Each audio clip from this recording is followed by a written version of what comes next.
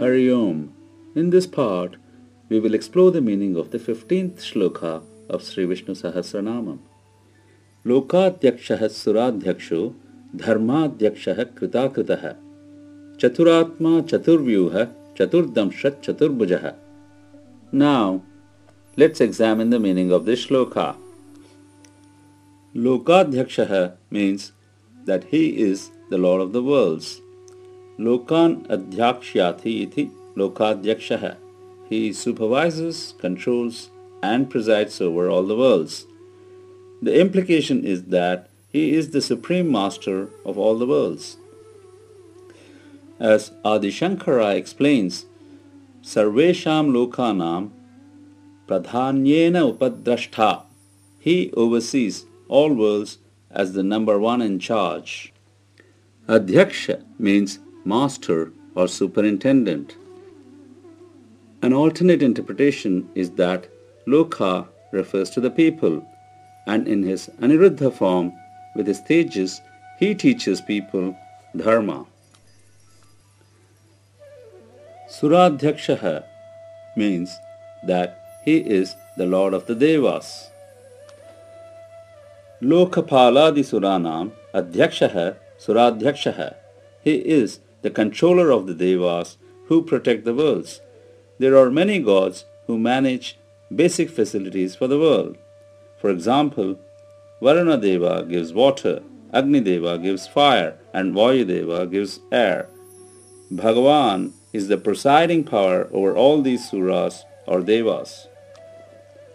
When the devas swerve from their path, Bhagavan takes over and ensures that their violations are set right.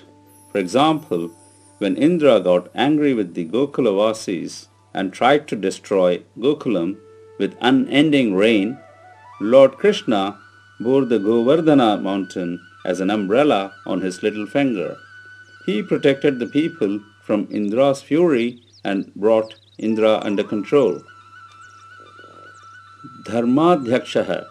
He is the Lord of Dharma.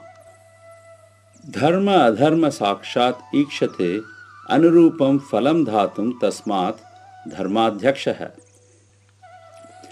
He continuously monitors both acts of dharma and adharma which are being committed so that he can give appropriate fruits of action.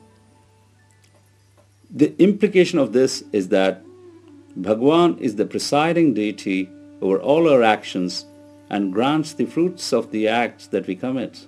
He ensures that our actions which are against dharma are punished.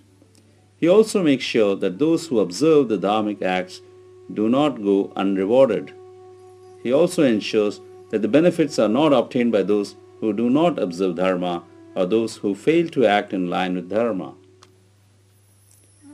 Taking the above three names of Lokadhyaksha, Suradhyaksha and Dharmadhyaksha together, the full meaning of the Tamil saying, Avan indri oru anuvumasayadu, meaning, without him, not even an atom can move, becomes apparent. Here's an interesting story of Tirumangayarvar. Sri Tirumangayarvar was the youngest and the last of the Arvars. He was born in Tirukkurayalur in Tiruvalinadu. He was considered as the incarnation of the divine bow Sharangam of the Lord. He became a chieftain of the Chola king when he was young. He was known by a variety of names including Parakalan, Kalyan and Mangayar Kone. His call to spiritual journey and his unwavering bhakti came when he married the beautiful Kumudavalli Nachiyar. She set two conditions before she would marry him. One was for him to embrace Sri Vaishnavism by taking proper instruction from an acharya, and the second was to serve 1008 devotees with a grand meal every day for 1 year. His ardent desire to keep his promise resulted in spending beyond his means. He had difficulties meeting the expenses and hence dipped into the tax collections that was for the Chola king. Enraged by the misuse of funds, the king sent his troops, who were rebuffed. After that, the king came with his troops and made him a captive in the temple.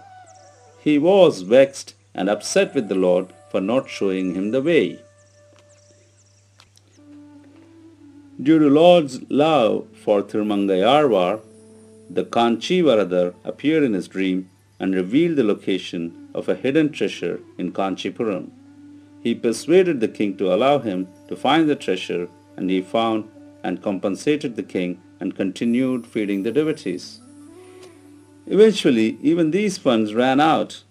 He then, with a few of his friends, decided to rob the rich to keep up the feeding of the devotees. During one of those occasions, when he waited to waylay a rich couple traveling through the woods in the night, the Lord himself, along with Sri Mahalakshmi, came in the form of a newly-wed, well-decked couple. The Arvar got the bridegroom to bundle up all the jewels and part with them by a mere show of his sword. But the bundle was too heavy for Tirumangayarvar to carry. He felt that the bridegroom had put some kind of a magic spell on him. He forced him to reveal the mantra. Following this, the Lord imparted the Ashtakshara mantra to the Arvar. This immediately transformed the Arvar completely. The Arvar refers to this in the 5th verse of the first decade in Periya Tirumuri and mentions how effortlessly he obtained the grace of the Lord by saying, Kalvananen chikkana thiruvarul petrain, meaning, I became a robber and quickly obtained the grace of the Lord. The Lord revealed himself to the Arvar and commanded him to visit all his Divyadesams, or holy shrines. Sri Tirumangayarvar visited many of the Divyadesams, some of them difficult to reach even today, such as Naimisharanyam and Badrinath. Thus, Tirumangayarvar uttered his Mangala Shasanam or benediction on these shrines. All Divyadesams sung by the various Arvars came to take on a special meaning for the ardent devotees. Sri Tirumangayarvar was a very talented poet, and he had a large share of verses in the Nalayira Divya Pravandam with a variety of intricate poetry. One such work is Thiruverukkutirukkai. The other 5 works are Periya Tirumuri with 1084 verses, Tirukkurum Tandakam, Tirunedum Tandakam, Siriya Tirumadal and Periya Tirumadal. Tirunjana Sambandhar, one of the 63 Nayanas, was a contemporary of Sri Tirumangayarvar, and the Arvar's poetic skills were challenged by him when he visited Sirgari. The Arvar sang 10 verses on Sirgari Sri Ramar and won the admiration of Tirunjana Sambandhar, who presented him with his trident, acknowledging the Arvar to be a Nalu Kavi Perumal. This is the reason for Tirumangayarvar seen in temples holding a trident in his hands.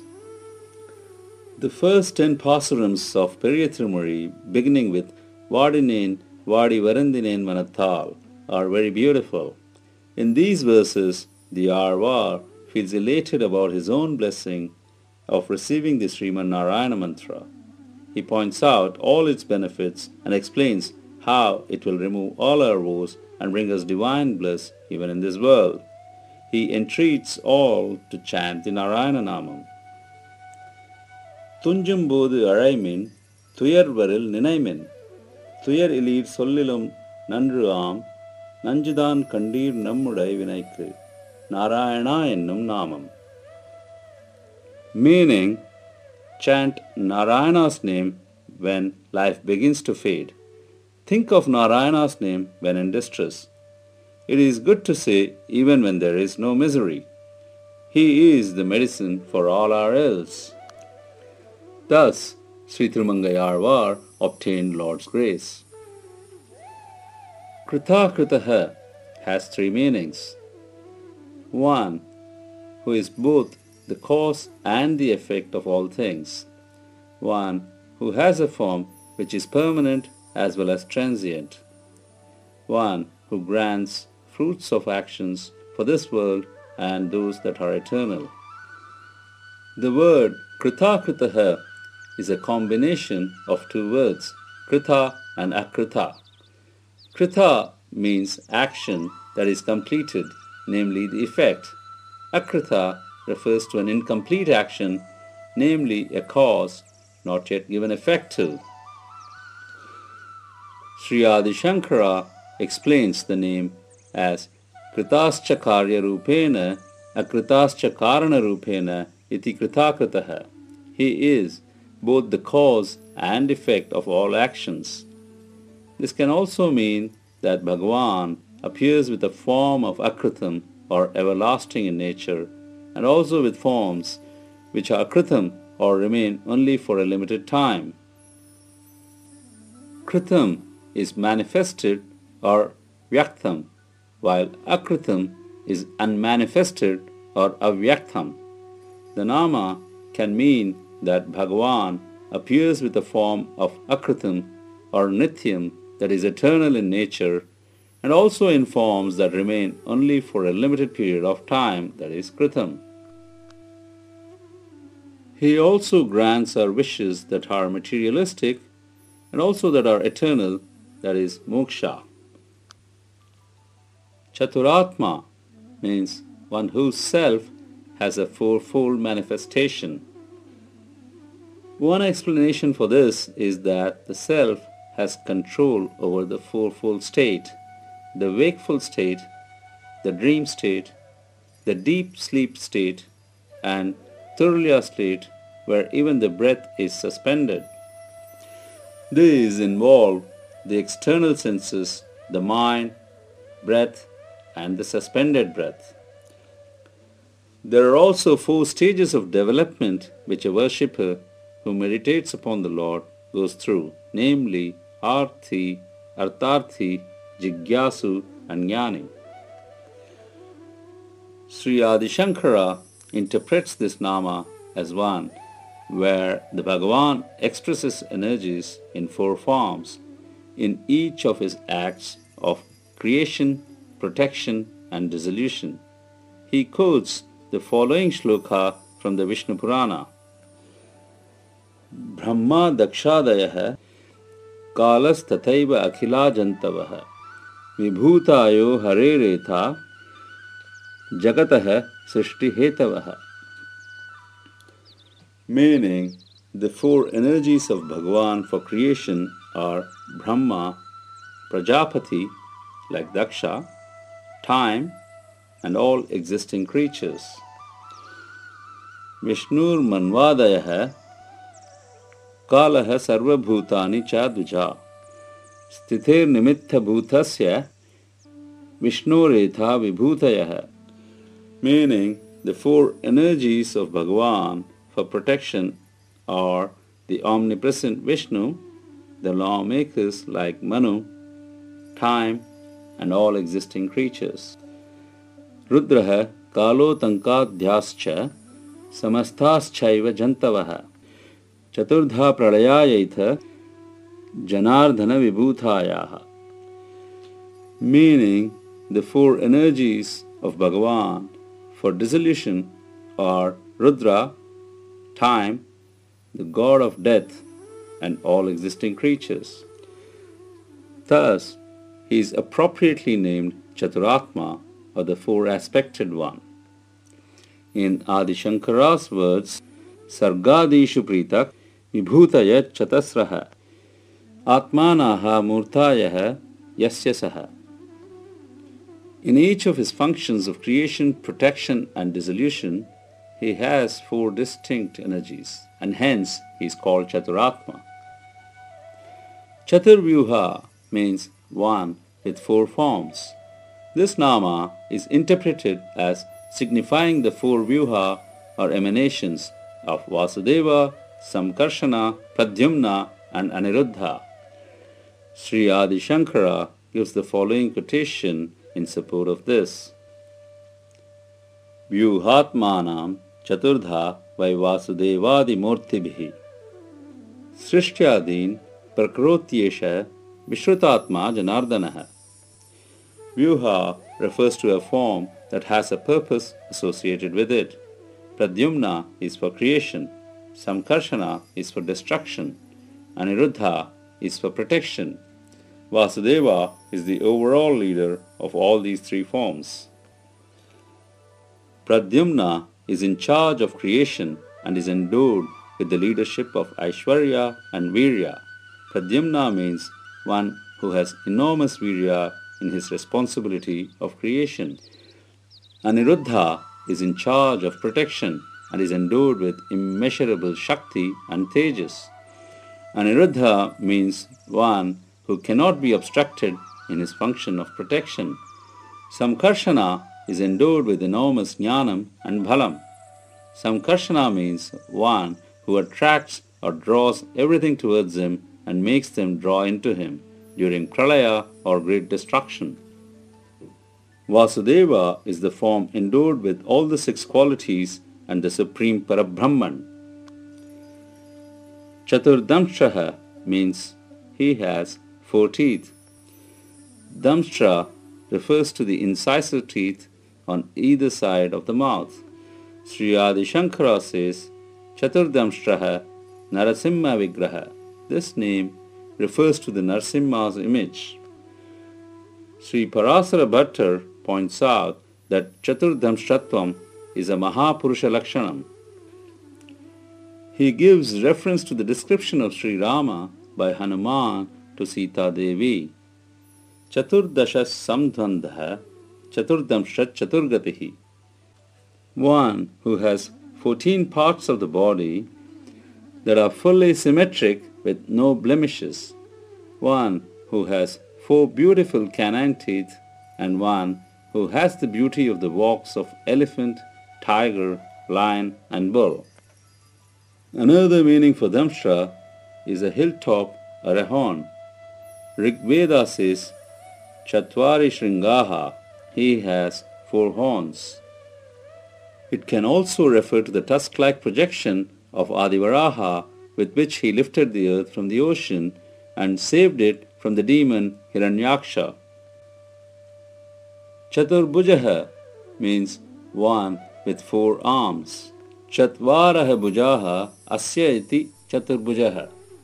He is called Chaturbhujaha because he has 4 arms. Interestingly, the name Chaturbhujaha appears both in the first and the last dhyana shlokas of Sri Vishnu Sahasranamam, namely Shuklam Bharadharam Vishnum Shashivarnam Chaturbhujam, and in the last dhyana shloka it comes in as Chandrananam Chaturbaham Srivatsangita Vakshasam. The 4 hands carry the conch, the discus, the mace and the lotus respectively. Swami Chinmayananda gives a very interesting explanation how the 4 arms are used by the Lord in maintaining dharma. The conch calls a man to the righteous path that directly leads to peace and perfection. Not many of us listen to the inner voice of conscience, the sound of the conch, and so he gently wields the mace, and we come to suffer from small calamities and tragic jerks in our smooth existence. If the individual still does not listen to the call of the conch and the mace, the chakra, the wheel of time, annihilates the entire being. This call and punishment are solely meant to take a man to the ultimate goal symbolized by the lotus in his hand, that is, moksha. Sri Radha Krishna Shastri gives the explanation that the 4 hands signify that he gives the 4 purusharthas, dharma, artha, kama and moksha to the people, or the 4 arms represent the 4 tattvas, sattva, rajas, tama and ahamkara. Sattvam, rajas, tama iti ahamkarascha chaturbhujaha. Another explanation is that the self functions in a 4-fold pattern involving the mind, intellect, chit and ego, and these are represented by the 4 arms containing the conch, the mace, the chakra and the padma or the lotus. The chit is represented by the lotus or padma. The intellect is the conch, the ego is the mace, and the mind is the discus. Hence, he is Chaturbhujaha.